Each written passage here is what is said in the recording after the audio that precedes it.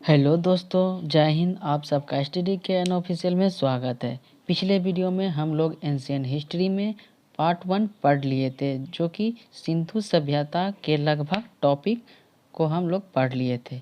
जो टॉपिक बच गया है अब उसे हम लोग पढ़ेंगे। जो अब चलते हैं आगे। लोथल यह सिंधु सभ्यता का बंदरगाह स्थल है। यहाँ से गोडीवाला मिला है। यहाँ घर के दरवाजे सड़क की ओर खुलते थे। यहाँ फारस की मुहर भी मिली है, जो विदेशी व्यापार का संकेत है। यहाँ से हाथी के दांत का साक्ष्य भी मिला है।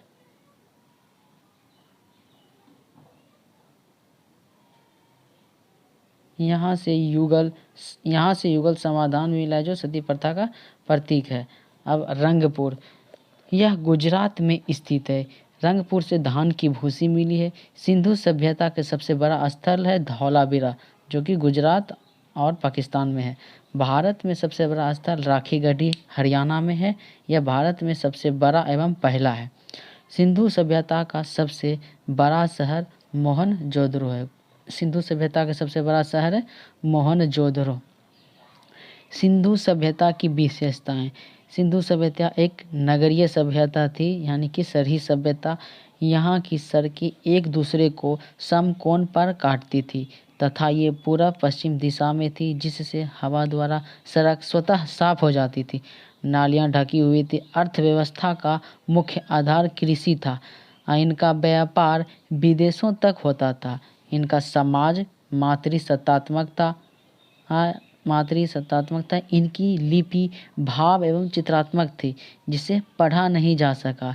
इनके मुहरों पर सर्वाधिक एक सींग वाले जानवर का चित्र था।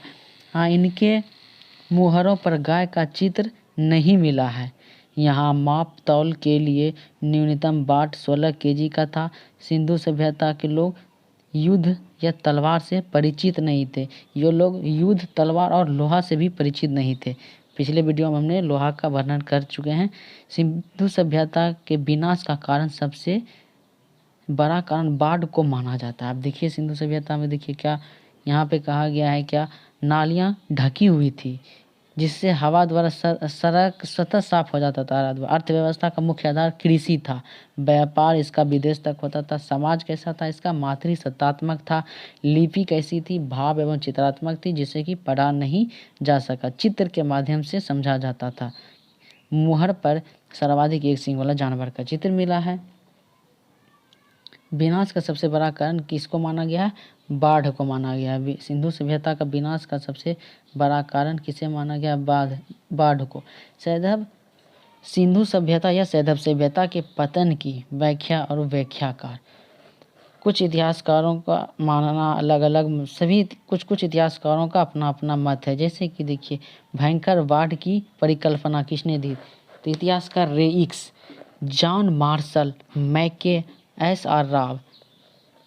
सिंधु नदी का मार्ग परिवर्तन, ये H.T. लैम्ब्रिक का मत है। सिंधु नदी का मार्ग परिवर्तन। वर्धित शुष्कता और घग्गर का सूख जाना, किसका मत है? D.P. अग्रवाल एवं सुध का मत है कि वर्धित शुष्कता और घग्गर का सूख जाना। बर्बर आक्रमण, व्हीलर का मानना है कि बर्बर आक्रमण के कारण सिंधु सभ्यता का विनाश हुआ। पारिस्थितिक असंतुलन का सिद्धांत, फेयर सर्विस का मानना है। परंपरा बाद में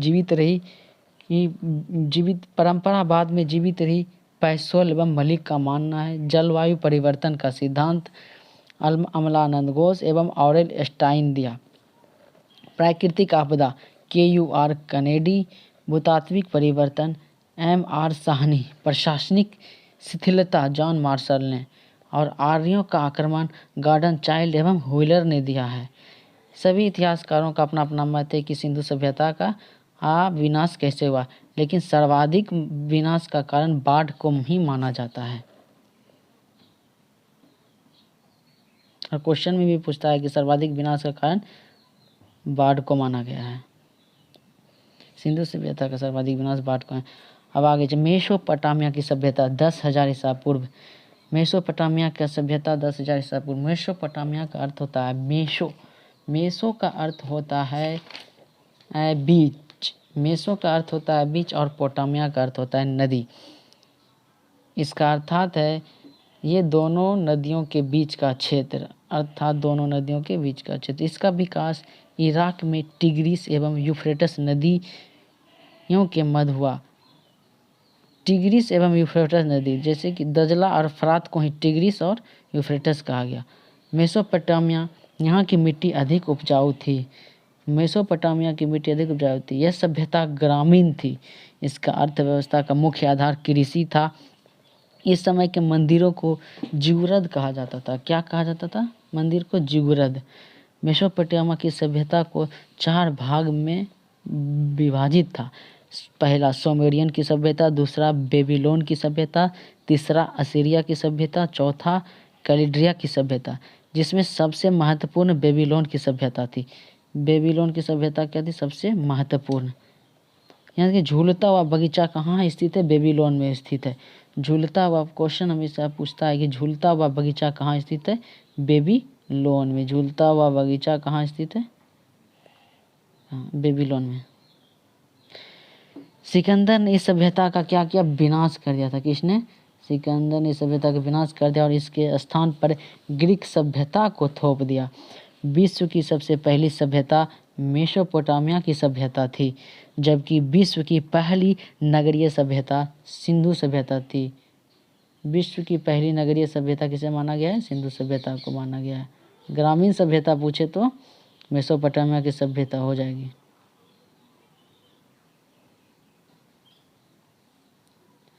अब आगे मिस्र की सभ्यता का विकास 3100 ईसा पूर्व में हुआ। यह मिस्र के रेगिस्तान में स्थित है।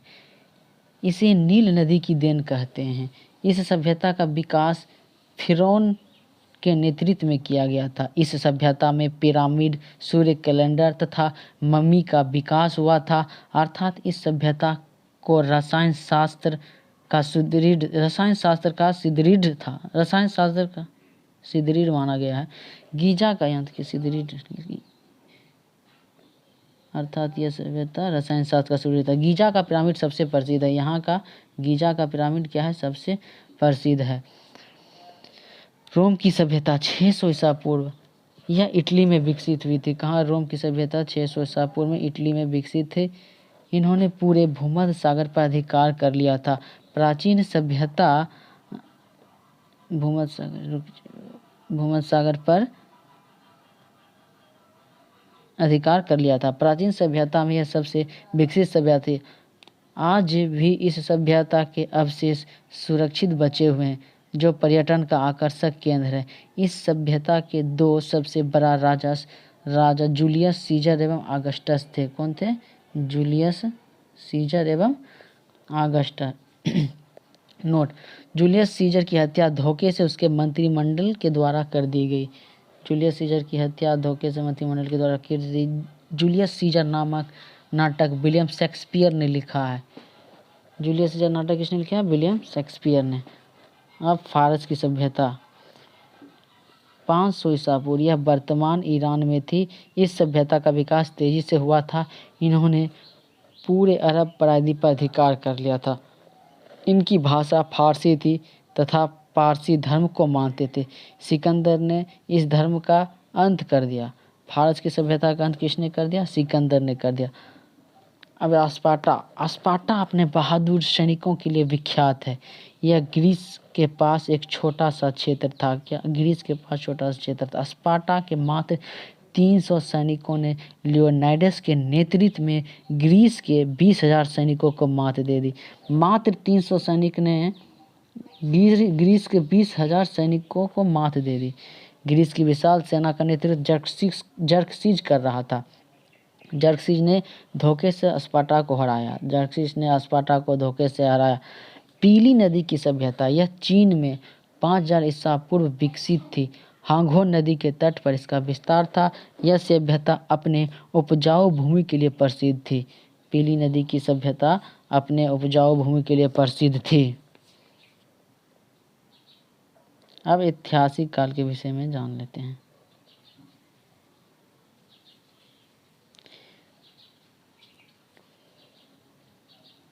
ऐतिहासिक काल, इसके बारे में लिखित स्रोत उपलब्ध हैं और इसे पढ़ा भी जा सकता है। इसके अंतर्गत वैदिक काल से लेकर अभी तक का समय आता है।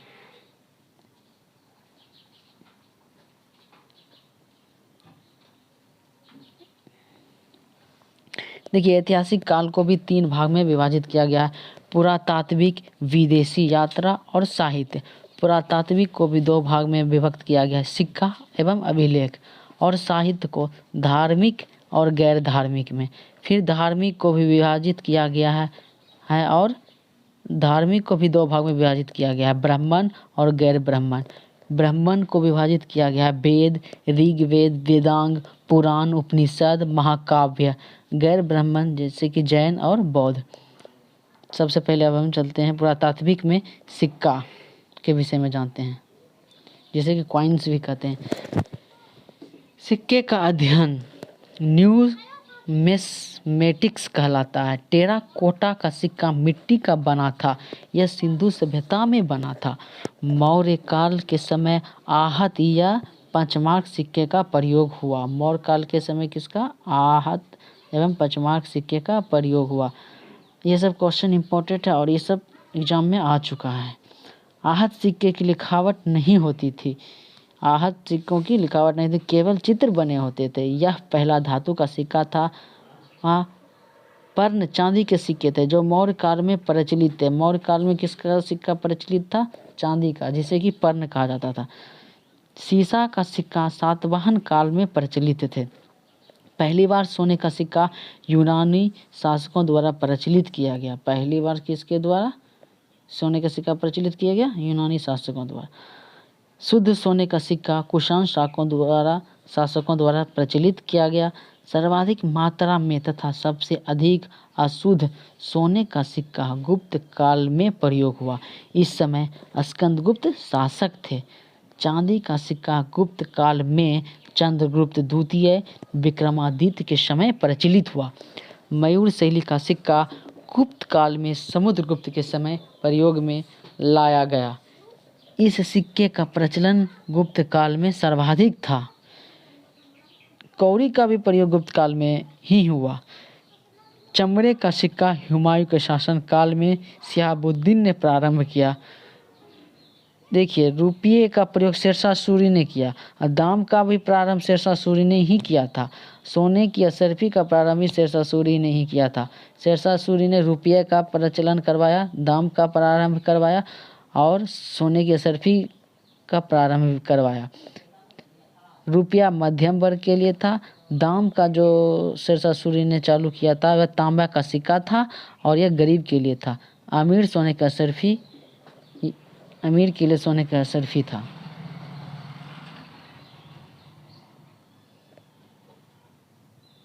अब आगे चलते हैं। सोने की असरफी था, कहाँ था? अब सिक्का अभिलेख के विषय में जानते हैं हम लोग। चलिए, अभिलेख के विषय में। पत्थरों को खोदकर लिखना क्या कहलाता है? अभिलेख कहलाता है। छोटे पत्थरों पर लिखना शिलालेख कहलाता है। पत्थर को खोदकर लिखना क्या कहलाता है? अभिलेख कहलाता है। और छोटे पत्थर पर लिखना क्या कहलाता है? शिलालेख कहलाता है। स्तंभ के समान ऊंचे पत्थर पर लिखना क्या कहलाता है? स्तंभ लेख कहलाता है। स्तंभ के समान ऊंचे पत्थरों पर लिखना क्या कहलाता है? स्तंभ लेख कहलाता है। स्तंभ लेख कहलाता है। अभिलेखों का अध्ययन एपिग्राफी कहलाता है। क्या कहलाता है? अभिलेखों का क्वेश्चन पूछा गया है। अभिलेखों का अध्ययन क्या कहलाता है? एपिग्राफी। प्रमुख अभिलेख। विश्व में अभिलेख लिखने का प्रारंभ ईरान के शासक डेरियस ने किया। किसने किया था? ईरान का शासक डेरियस। पहला अभिलेख बोगाजगोई से मिला है जो कि तुर्की या एशिया माइनर में है। पहला अभिलेख कहाँ मिला है? बोगाजगोई में। बोगाजगोई कहाँ है? तुर्की है, जिसे कि एशिया माइनर भी कहते हैं। पहला देखिए, हाथी गुफा अभिलेख उड़ीसा में है। इसे कलिंग राज खारवेल ने लिखा। इसमें कलिंग युद्ध की चर्चा है। युद्ध के समय कलिंग का राजा नंदराज था जो कि गंग वंश से संबंधित था। दूसरा, ऐहोर अभिलेख राजस्थान में पुलकेशिन द्वितीय ने हर्षवर्धन पर विजय की चर्चा की है।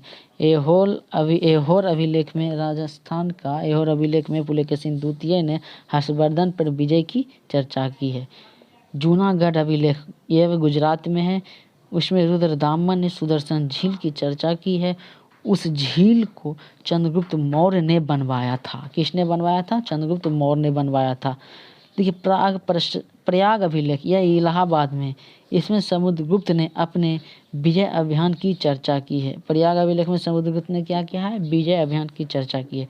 भित्री अभिलेख ये गाजीपुर कहाँ? उत्तर प्रदेश में। स्कंदगुप्त ने हुनों पर आक्रमण की चर्चा किया है भित्री अभिलेख में।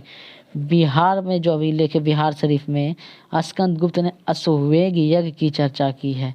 स्कंदगुप्त ने किसकी चर्चा की है? अश्वमेध यज्ञ की।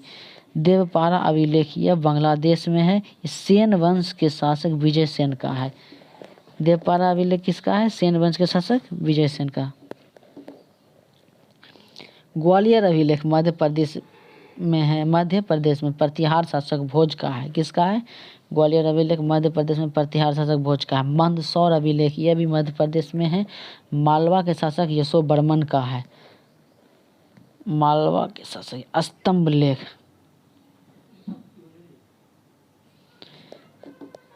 अब जानते हैं हम स्तंभ लेख के विषय में। यह स्तंभ के समान ऊंचे होते हैं।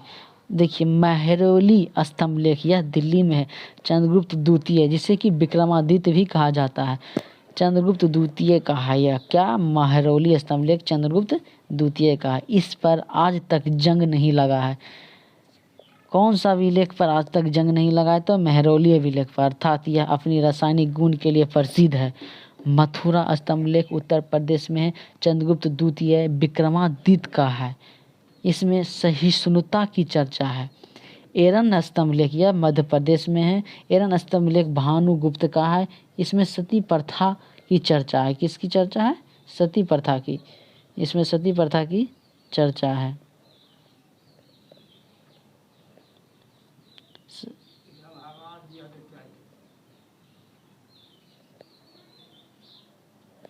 अब देखिए बौद्ध स्तंभ लेख मध्य प्रदेश में है, इसे वासुदेव का है, शुंग वंश की चर्चा है। अब देखिए एरन अभिलेख में किसकी चर्चा है? तो सती प्रथा का चर्चा है।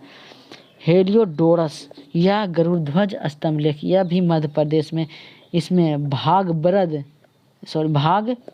ने भागवत धर्म की जानकारी दी है। किसने?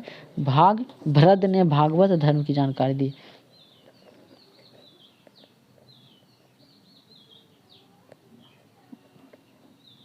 देखिए एक बार फिर से इसको रिवाइज कर देते हैं स्तंभ लेख को।